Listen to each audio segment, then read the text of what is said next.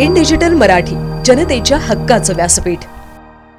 शिंदे गटाचे शिवसेना शहर प्रमुख महेश गायकवाड यांच्यावर पोलीस ठाण्यातील गोळीबार प्रकरणी फरार 3 आरोपींपैकी आमदार गणपत गायकवाड यांचा जवळचा पदाधिकारी असलेला दिवेश उर्फ विक्की गडोत्रा याला पोलिसांनी मंगळवारी रात्री अटक केली आहे। विक्की गडोत्रा हा आमदार गायकवाड यांच्या जवळचा कार्यकर्ता असल्याने त्याच्या तपासातून आणखी काय नवीन माहिती समोर येते हे पाहावे लागणार आहे। तसेच लवकरच आमदार पुत्रासह इतर 2 आरोपींना ताब्यात घेण्यासाठी तब्बल 6 पोलीस पथके शोध मोहीम घेत आहेत। हिललाईन पोलीस स्टेशनमधील वरिष्ठ पोलीस निरीक्षकाच्या दालनात महेश गायकवाड यांच्यावर आमदार गणपत गायकवाड यांच्याकडून गोळीबार प्रकरणात रोज नवनवीन बाबी समोर येत आहेत।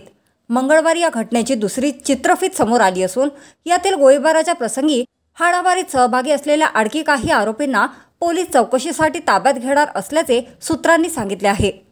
तर मंगळवारी रात्री फरार आरोपींपैकी कल्याण पश्चिमेतील सुंदरनगर येथे राहणारा दिवेश उर्फ विक्की गडोत्रा याला गुन्हे शाखेच्या पथकाने अटक केली आहे। त्यामुळे आमदार पुत्र वैभव गायकवाड आणि नागेश बडेकर हे देखील लवकरच पोलिसांच्या ताब्यात असतील असेही पोलीस सूत्रांनी सांगितले आहे।